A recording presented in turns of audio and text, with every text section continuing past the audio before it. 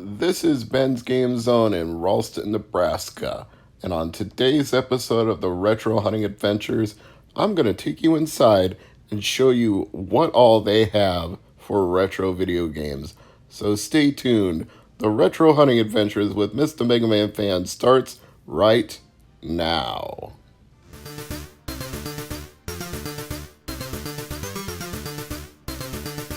Yo, this is Mega Man, and you need to rock and or roll on over to Mr. Mega Man Fan's YouTube channel, because it's all that rush to make it happen. Peace! Since I'm always looking for GameCube games to complete that collection, I decided to start there in Ben's. This is toward the back of the store where they have their arcade games.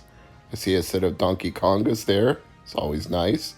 And of course, your typical selection of GameCube games at a retro game store. Most of the things you will usually find. One thing you don't often find, Skies of Arcadia Legends. $89 is a little steep, but not unreasonable. Unfortunately, it was out of my budget for today, but that's one that I definitely have to hope sticks around for a while. They've got some 3DO games on this end, and that I very much appreciate because not every retro store actually has a 3DO section. It's small, but at least they have it. We've also got PlayStation 1 or the first PlayStation or PSX, whatever you prefer. I'll just call them PS1 for short. We've got PlayStation 1 games over here. And as you can see, some of them are turned to the side and others are front forward facing so you can see the actual prices. Now, Rascal is a game I bought about a decade ago at the Oklahoma Video Game Expo. I don't think it's gone up any in price from then to now. $8 then, $8 now. Here's a better look at the entirety of Ben's Game Zone. You can see they've also got movies, albums, pop culture memorabilia. You'll notice that I muted the volume because they were playing a classic rock station in the background. I don't want the copyright hit for those songs. It's not worth it to have my video be flagged by Journey and Air Supply, so no to that. We got a case full of Game Boy games here, and I'm looking for anything specific I need. Not seeing it in that case. Game Boy Advance games, nope. N64 games. I've picked over this a few times. I'm always on the lookout for something new I need, but that list is getting increasingly small, down to 40 or so games for N64. Always looking for Sculptor's Cut, but not much chance I'm going to find that anytime soon. Although Ben claims he's had a couple come into the store, so if I ever do hear from him that they got one in, I will probably be back for it. Incidentally, I wanted to introduce you to Ben personally, but he was not working on this day. He and his family took a vacation to Seattle, so hopefully they stopped into Pink Gorilla while they were there and said hello to Kelsey and all the staff there and picked up a few things of their own. Ben is passionate about retro. You can see it from this store. He's getting it for the consumers, but he's also very much into these games himself. Nice to see complete in-the-box vintage consoles in the back, and a wide assortment of things. Everything from a Sega Genesis to a 32X to an NES control deck to a Japanese Dreamcast. There's a lot of stuff in this store.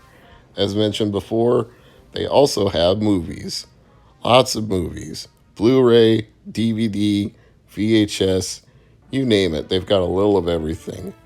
They've also got Wii U games. You can see those right here. Or you could if I didn't have to get out of somebody's way, so sorry about that. Yes, Wii U games. Nothing that I needed on this day, but it's always good to see games on the shelf for this console. Even the lowly mighty number 9. Somebody will want it. And let's see if there's anything I need. No, not today. So we move on to the Nintendo DS games. Ben's store is a little further out from where I usually go shopping, but that also works to my advantage because I don't think their selection is as picked over as some of the stores closer to me that everybody frequents. So I feel like Ben has been able to amass more from his particular market in his region and keep an inventory by also paying good prices for the stuff he takes in. He told me a story of somebody who brought in a bunch of games that he had sitting in a box in his attic, and he just wanted money for gas because he was broke. And one of the games that he had was Flintstones Dinosaur Peak, which, for those of you trying to complete an NES collection, coincidentally enough, here are the NES games, you know that that's a hard one to come by and fetches a pretty good dollar. And Ben could have just given him what he wanted. You know, he was only asking for gas money to fill his tank. And Ben was like, dude, you're walking out of here with some serious cash today. And paid him exactly what it was worth. It had a torn label, but even with a torn label, it's still a rare game that's in high demand. So that guy was so happy. He did a dance of joy right there in the store, fist bumping his air and everything.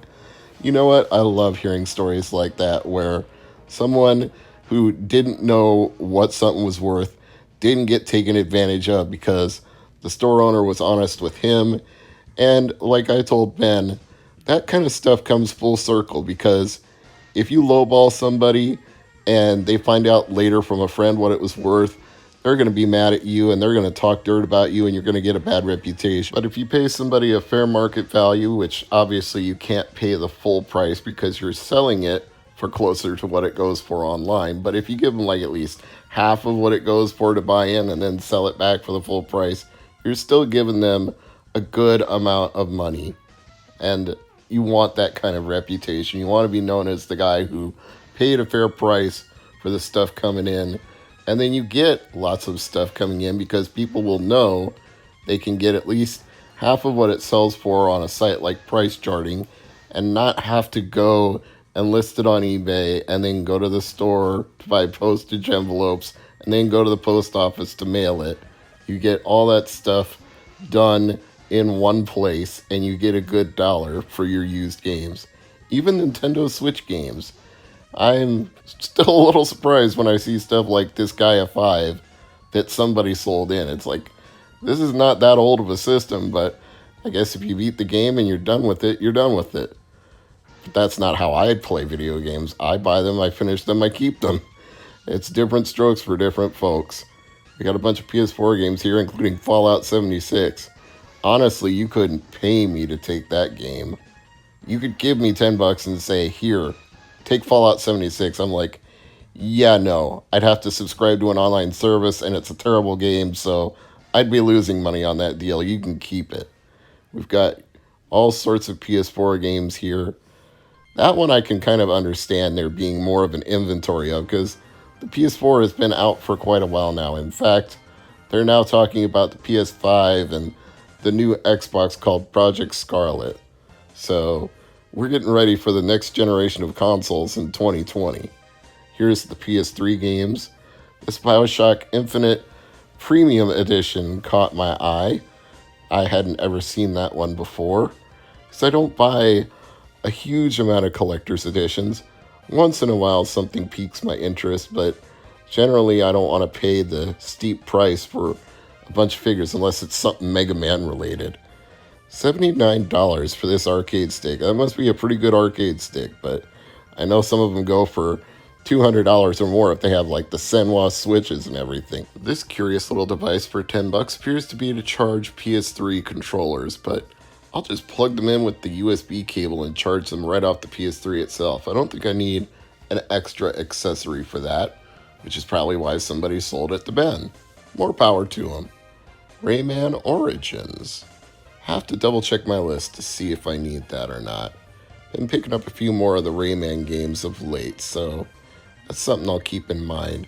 Also picking up more of the Crash Bandicoot games, probably because I've been watching Kid Icarus too much and he loves talking about Crash, so it kind of puts Crash in the back of my mind. In fact, he reminded me with one of his videos that I actually have a couple of complete in box Crash games for GBA that I really need to get around to playing. I've had them for a while and really haven't done much with them. Plants and Zombies, Phantasy Star Universe. That seems like a reasonable price for that. Portal 2. I've got the big orange box though, and that has Portal 2 in it, so I don't need a standalone version, but don't mind seeing it. We got Xbox One games over here. Carmageddon. I think I heard that was terrible in a Kadikarus video, or maybe it was a Jim Sterling video, I don't know, but somebody said that the console version of Carmageddon was crap compared to the PC version. Actually, now that I think about it, it was Daniel Iverson, aka Slope's Game Room, DJ Slope. He was saying that the console versions of Carmageddon were rubbish compared to the PC versions. And now for the reckoning. Here's what I bought on my trip to Ben's. These Dreamcast discs were only $1 each from the official Dreamcast magazine. This one is Volume 5 and it has a Dead or Alive 2 demo. Can't wait to check that out. This one has a demo of Super Magnetic Neo, which is another game that I need for Dreamcast that I haven't picked up yet. I did see it once at Pop Culture, but stupidly I didn't buy it that day, and when I went back, it was gone. So I didn't take that chance on 18-wheelers. $15 is roughly what it goes for complete, so didn't feel too bad about that. Same for NBA 2K2, which seems to be one of the rarer sports games on Dreamcast. Usually they don't fetch too much. This one is $6, and if you'll pardon the camera there, I'm going to open it up to show you that All-Star Baseball 2004 for the GameCube is complete, featuring Derek Jeter, which pretty much dates the game right then and there, the fact they would put Derek Jeter on the cover. And we have Cars, also $6. All three of the GameCube games I picked up were $6. This one is complete. And finally, FIFA 2003 was also complete and also only $6. So my grand total for 4 Dreamcast items and 3 GameCube games was about $50 with tax. I'm Mr. Mega Man fan, and as always, thank you for watching. I'll see you next time.